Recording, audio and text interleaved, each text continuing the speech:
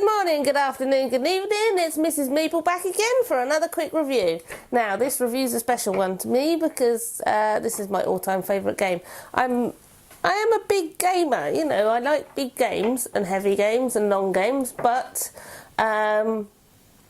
this very small, light game goes everywhere with me, and I love it to bits. And it's called, well, it's not called Dominion Update Pack.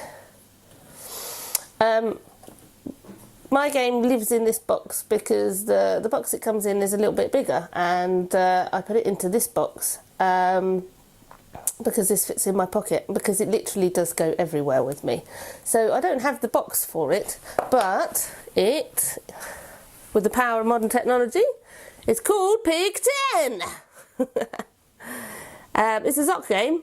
2 to 8 players, and it's fabulous. It's just brilliant. I play it with everybody and anybody. It's permanently connected to me. So what's it about? What's in the box? A deck of cards, all with Pig 10 on the back, and on the front we have a nice little picture of a pig and a number. There we go.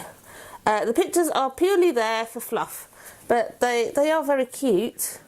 No, look at that. Look at that.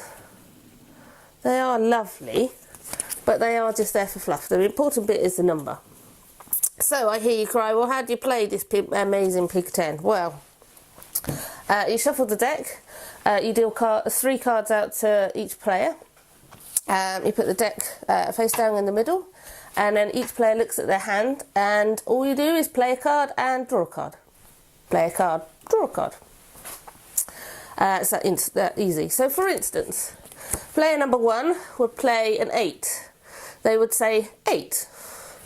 Player number 2, now the 5s are a bit different. You can either go up or down, which is why there's a plus or minus. So you could either go up, well, if you went up you would bust, so you would go down. So you'd go down to 3, so you'd shout 3. And the next player would come along and go 0 and set it back to 0. Next player comes along and might go 1. That's a cute picture. Next player that comes along might do 3, putting the 2 on top of the 1. And then something special might happen. If the next player then plays as number 7, they shout out Pig 10, and they win that pile of cards. The person with the biggest pile of cards at the end of the game set aside is the winner.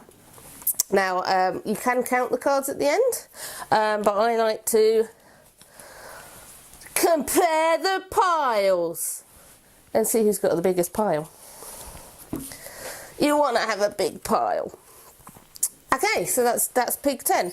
If you bust, so if it's up to 3, and I only could put an 8 down, then I would go to 11, so I would bust. So the person to my right would get the stack of cards, the person that's just played.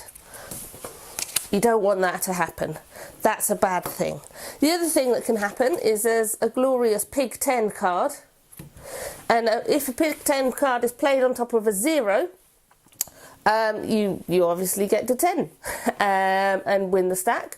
Or if the person before you has just taken all the cards because they've won, you can put this down and just win this card, which is better than nothing. Better than giving the opportunity to the next player to win some more cards. So that's Pig 10 in a nutshell. It's brilliant. It's mainly luck based. There's a little bit of strategy, but everyone gets on with it and everyone has a good time with it. And it's one deck of cards and it goes everywhere with me. Pig 10 is fabulous. Buy it. Find it. It's a bit tricky to find sometimes, but find it, buy several copies, buy present copies. You know, just give it away to your best friends. Everyone should have a copy of Pig 10. Thank you.